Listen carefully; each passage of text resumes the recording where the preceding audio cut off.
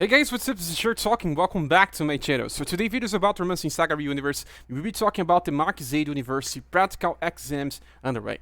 So I did a live stream clearing the first 5 episodes of this test, and it was pretty amazing because for those that do not know, on these tests you are limited.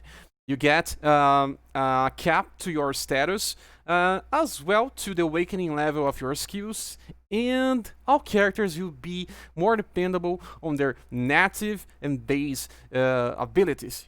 Having the best equipment, having the highest style level does not work here. You have to just rely on the individual strengths of the characters. And it's interesting because there are ways to clear this by using free-to-play characters, farmable, or just those that you can easily summon. And so this is the purpose of this video. I will be clearing all those stages by doing separate videos explaining how I cleared it. I recorded it before, so you guys will be watching a recorded version with my commentary. So yeah, you see we have 20 challenges.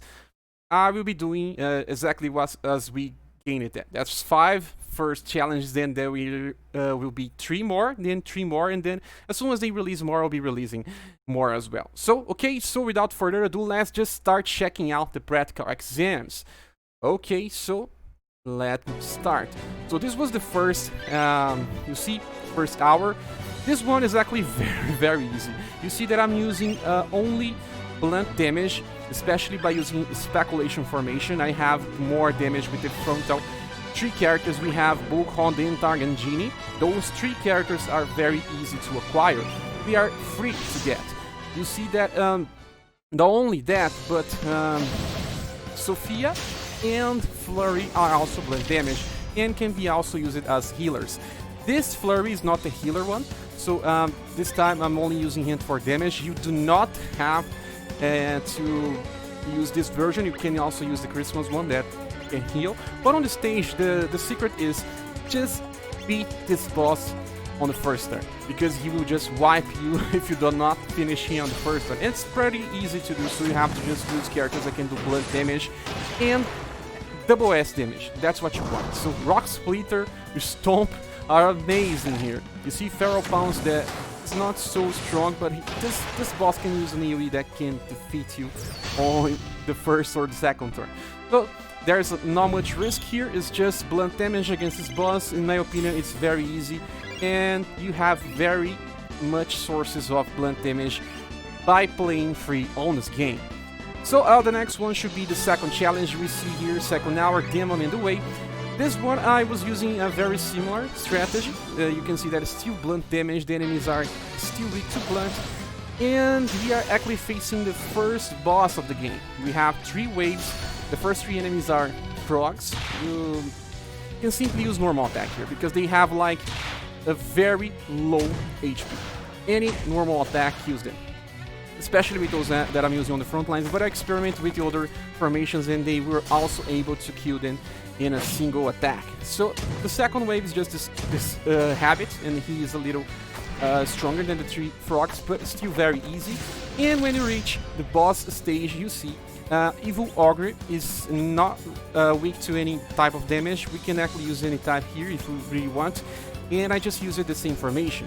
And now that we saved BP because we use a normal attack, we can just unleash 2 turns of very high damage, especially double S damage. I'm using Genie, Dentag, and Bulkhon as well. They have double S damage, all of them have. Same thing for Sophia and Flurry as well. So actually with Sophia I choose to use Bone Crusher because Bone Crusher looks very fine here. This boss uses only STR type damage. I don't know if he uses Spears. But you see, first turn is over. We already have almost half of the HP done. So the problem here is mostly if he chooses to use AoE damage like this attack that he just used. And that's the only way that he can just kind of mess up with your strategies. But I think it's okay. You see, the problem with Rock Splitter is that it's 10 BP, that's a lot, and then you cannot unleash 2 Rock Splitter in 3 turns. You have to just get to the 4th, and that's why my Genie couldn't unleash Rock Splitter this time. But Stomp is easier to use. If you have Cat has Stomp, it's better because it costs a little less. Actually, it's just save your BP, use your double S damage, same strategy actually. And then Targ, his and Volcon are very capable characters that you can use here. Very capable.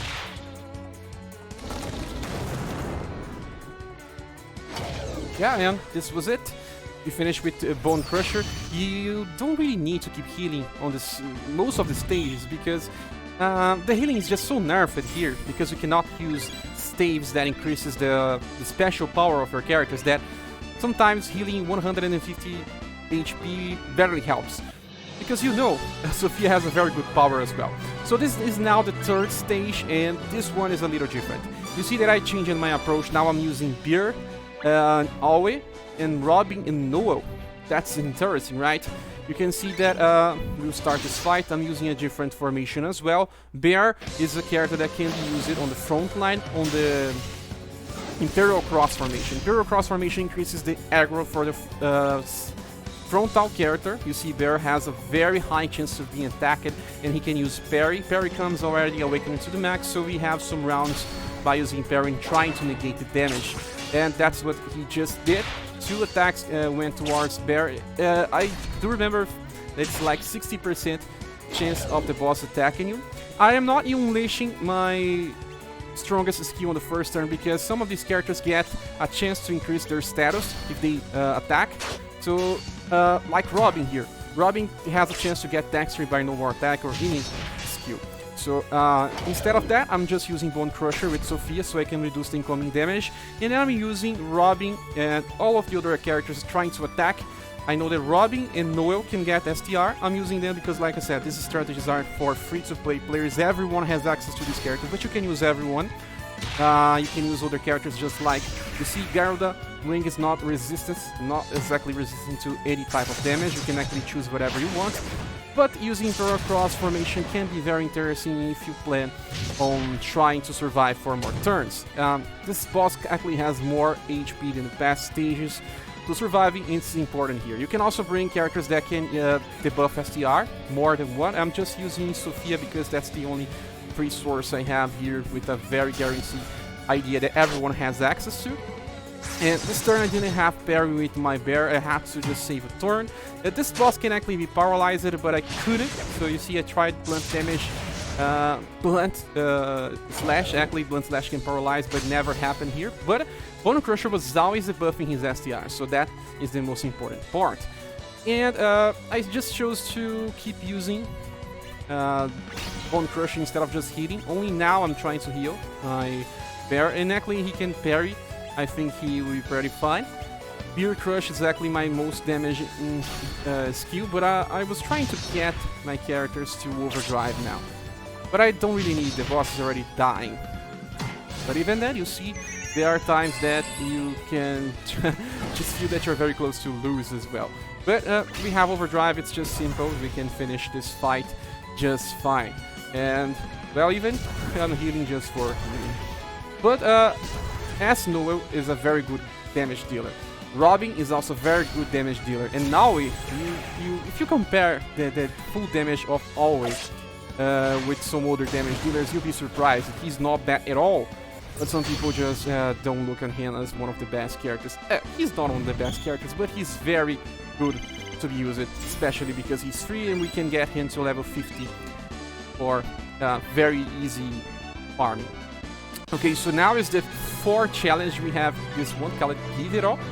And let's just go and check this out. I think this one is also one that I tried to use the same formation. Exactly the same characters with the difference of only one. Instead of bringing Robin here, I am bringing Geddard. Because Geddard has Mirage Blade that will deal damage to all enemies. Mirage Blade, you can see. The thing is, I am trying to kill them as soon as possible because they keep using this skill called Absorb HP. And you see Bear is here so that he can parry this attack. Sometimes even having Bear on the front line on an Imperial Cross formation, you still result in other characters being attacked. So you will have to restart the fight. You see, even now, Sophia on the first turn can be used for damage. So we killed 2 enemies now, even if they attack other characters, that we can still win. problem is that if we don't kill at least 2 characters on the first turn, there will be that times where they will just overthrow us because they still have lots of attacks coming at us, and they kind of have an average agility. Sometimes they attack before, you see this attack was before Noel. So you have to be careful with that. But this is extremely important to bringing parry on this fight. I think it's one of those fights that parry is the most important skill. And these enemies are actually weak to slash, that's why I'm bringing only slash damage dealers, Noel, Alway, and Gerard deals slash damage, with the exception of Sophia. Sophia is here only for revive, because I don't really care about healing here. Or I kill the enemies, or they kill me and then I revive. But if they have low HP here, I don't worry about healing. I think you should do the same. And you see Christian Slash is very nice. So these enemies have like 3.6, 3.8k of HP. So Christian Slash is actually dealing almost half of the HP of the enemy. Mirage Blade doesn't do that much, because, well, Gerard is just not so good as always way better than Gerard. So Gerard is here just to do that Mirage Blade on the first turn, so that kinda attacks all the enemies. Helps a lot when Alway needs to clear 2 enemies with 1% slash. And well, we are getting to the end of this fight. You could also use Moon Damage, but Moon Damage here is very nerfed, because we cannot use the special power of weapons. There are some attacks that has the, slash damage together with Moon, and that would work here, but I don't think it's so needed. I think slash damage is easier to fight, and that should be your focus. You see that I did this run and something bad happened. The enemy didn't attack there, and then Alway died, and the enemy just got full HP again. I tried to paralyze him again and didn't land, and you see at least we have full overdrive now. There's no way to lose this fight. So let's trigger overdrive, and that should be the end of this enemy. We can use everything we have, even they're using double cut, Doppler Slasher, Skydrive. Skydrive deals amazing damage. I heard someone saying that this feels like Nibelang Valasti from Rockara Profile. That kind of feels a little like that. We have enough damage. That was the 4th challenge, and it's actually hard for some people if they do not think outside the box. There's no way to win this fight without using parry. There may be some ways depending on how the enemies behave, but it's extremely important to use parry on this fight. Okay, so now we have the next fight, and the next fight is the 5th battle. They call it Termites, and this one is again you need to use blunt damage yet again. And well, this time you cannot use AoE blunt. I don't think it's good enough. These enemies have like 3.8k HP, so what I think here was about bringing double S damage again with this speculation formation that can increase the potential damage of my characters. You see, I am bringing 3.1k damage. That was enough to kill one of them. Should be enough to kill this another one here, and Stomp should also kill this other one. But I stop here. I killed 3 of them using my double S damage, and then I just use normal attacks. Why I'm doing that? Because I want to have full overdrive on the 3rd wave. And then I just want to waste some turns. Wasting turns give me more BP. And this is that point as well that I start healing. If you are using Christmas Flurry, you should be healing sometimes here. Or if any other type of healer, doesn't matter. There's only one enemy, he won't prove a threat. He always deals like 150 damage most of the time. And that should be okay. So, as soon as it's finished this wave, we will find more enemies, but they are different. We have 3 different enemies. They are kind of feel similar because the art is similar, but they are not the same. So just let's just finish this one by using normal attack again.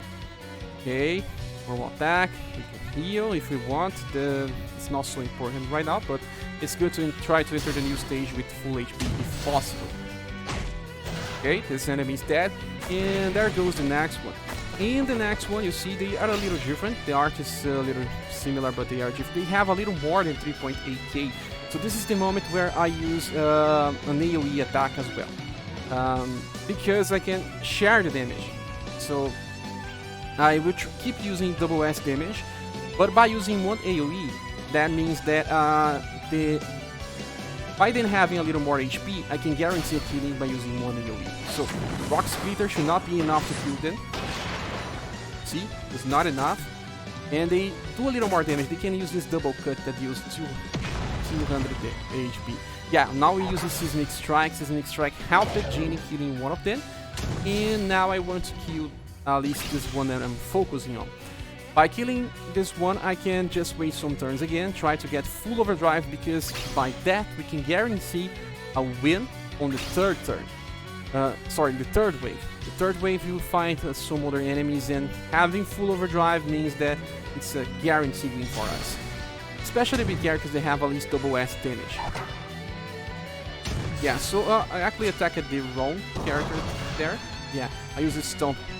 But you should have at least 10 VP with all your characters. Genie doesn't have that much, but Dentard already has. You see, we are getting close to having enough VP to unleash all the last skills of our characters. So just use normal attacks with them. That should be fine. The problem is just that Sophia didn't get overdrive yet. I can use Rock Splitter with the Flurry because he has 20 VP. Even using Rock Splitter, he will still have enough VP to unleash overdrive on the last turn. So yeah, we're just guaranteeing that Genie will be alive. So yeah, we just finished this wave, and then we have the last wave. We have 3 enemies. You see that these ones have wings. They deal a little more damage, so this is why we should not be playing around. Let's just unleash full overdrive and then use the double S damage with all the characters that we have. All of them are capable of dealing damage, even Sophia, because, you know, Sophia is amazing. She can do damage, she can heal, and we even have now a 5-man combo that should be enough. Increase the damage because we are using overdrive, and there's no way to lose this fight. This battle here can go wrong if you are not killing the enemies very fast. You should focus on leaving only one left so you can keep stacking DP and overdrive Gorge. So yeah, I think this is the best strategy for fighting this enemy. So, well, I think we are done with this one. I just want to thank you all for watching this video. I hope this helped you in some manner. And I just want to thank you all for watching this video. If you want to support the channel, you can do so by either using the Patreon, PayPal, or Ko-fi buttons here in the description of the link. And we see each other on the next video. Bye.